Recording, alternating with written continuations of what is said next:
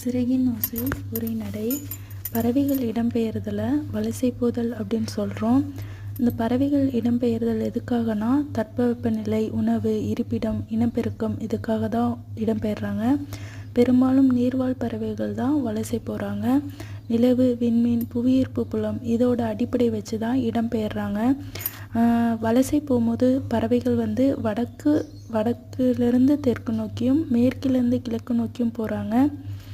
இவங்க வலசை போகும்போது நிறைய மாற்றம் ஏற்படும். அப்போ வந்து தலையில் சிறகு வளர்தல், இறகுகளோட நிறம் மாறும், உடலில் கற்றையாக முடி வளர்தல், ஒரு வகை பறவை வேறு வகை பறவையாகவும் மாறும்.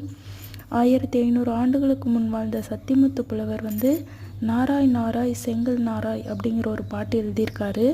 அந்த பாடல் வரியில் தென் திசை குமரி வட ஆடி வடதிசைக்கு எகுவீராயின் அப்படிங்கிற செய்தி வலசை போவதை